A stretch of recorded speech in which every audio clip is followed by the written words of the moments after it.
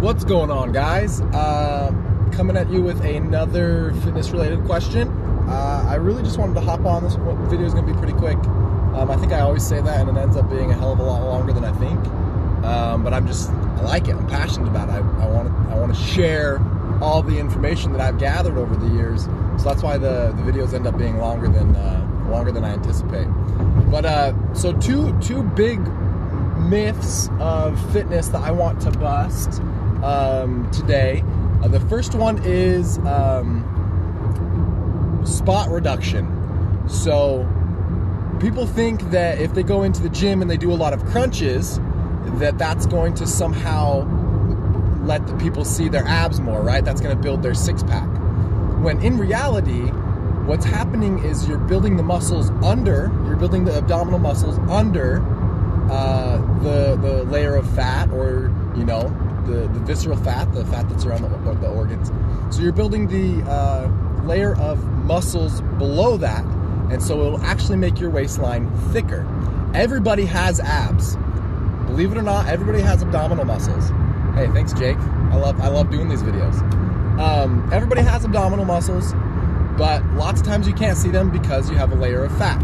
That's why if you see a skinny kid, 9 times out of 10, he has abs. Do you think that he's done a lot of crunches and a lot of planks and V sit-ups and things like that? Probably not. He just has a genetic predisposition to be on the leaner side, so you're able to see them. Same thing with women. Older women always want to get rid of their triceps. They want to work on their triceps and not have it jiggle as much. By going and doing a lot of tricep extensions, you might build that tricep muscle under there so that it's more functional. It might pull the skin a little bit tighter, but that's not actually going to lose the fat that you have there. What's going to help you with that is by controlling your diet, right? Calories in, calories out. I talk about that every single time I'm on here because that's the biggest thing. Increasing your movement, your daily activity, decreasing your overall calories, making sure you're getting enough protein, enough water. And when you do train, don't just spend a ton of time doing cardio because you'll turn into fat skinny. Prioritize heavy compound movements over cardio, but do some cardio at the end of your workouts. But the problem is you can't choose where you're going to lose fat. You can't spot reduce. That's not how it works. Your body or your genetics determine where you lose fat the most, and it just depends on where you have the most adipose cells, the most fat cells. And unfortunately, that's just genetics. That's why some people can eat whatever the hell they want and they don't get a pound, and people just smell chocolate and gain 5 pounds. And so moral of the story, you cannot spot reduce.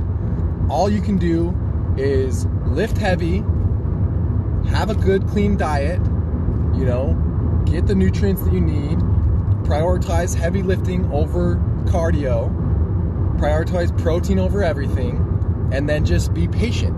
It will happen. If you're in a consistent calorie deficit and you're prioritizing strength training over cardio, but you're still being active, and you're doing that day in and day out, it will happen. The law of thermodynamics, it's gonna happen for you. Second myth that I want to bust. So first one, can't spot reduce. Second one, people say, okay, well, when I stop working out, is my muscle going to turn into fat? Or, okay, so I was able to turn this fat into muscle. Or so if somebody ever says this exercise or this diet or whatever will turn your fat into muscle, they are bullshitting you. That is physiologically and it's just physically impossible. They are two completely different substances. They're two completely different molecules. They're totally separate.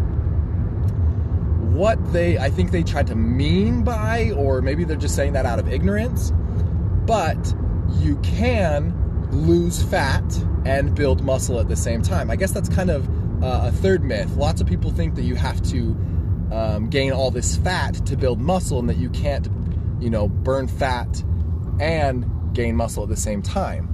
It's a lot easier if you are a beginner, because you're not as trained, you're not as used to it.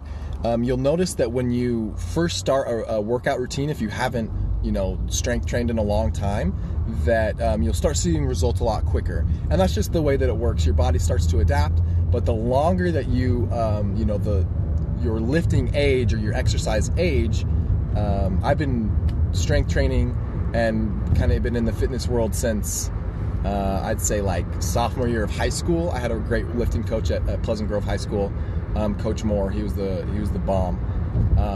He's the guy that made me fall in love with strength training, and so he taught me heavy compound movements. We went over squats and deadlifts. I swear we did that 3 days a week. It was crazy. But I got off on a tangent. I don't remember what I was saying. Anyway, you cannot turn muscle into fat or fat into muscle. They're totally different. But you can be if you're in a nitrogen surplus, and I think I've talked about this in a previous video a couple weeks ago. If you're in a nitrogen surplus, which you get nitrogen from proteins, if you're in a nitrogen surplus but a calorie deficit, you will lose fat but gain muscle at the same time. Oh, I remember where that tangent came from. Coach Moore is awesome, and that's how long I've been lifting, since sophomore year. Got it. But yeah, consistent calorie deficit, but in consistent excess of protein of what your body needs, you will definitely build muscle while burning fat. The balance is, and I've talked about this before, is the balance of catabolic versus anabolic.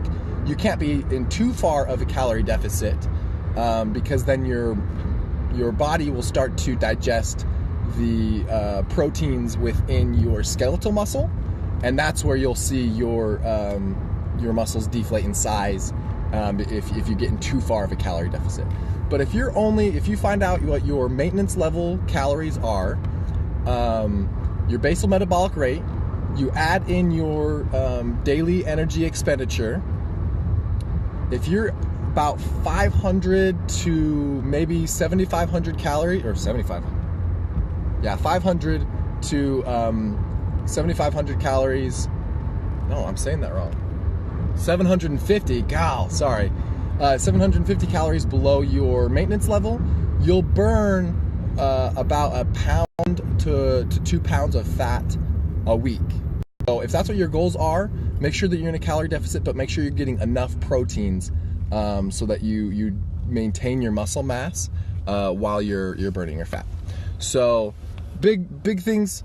You can't spot reduce, you can't turn muscle into fat, and you can build muscle and burn fat at the same time. It is a little bit more difficult, but I personally feel like it's better, at least for me. I like to stay lean while trying to put on a little bit of muscle, but it's all just kind of personal preference. So thanks for your questions. Keep hitting my DMs with them. I have a couple more videos coming out this week, and I will check you guys next time. Thank you.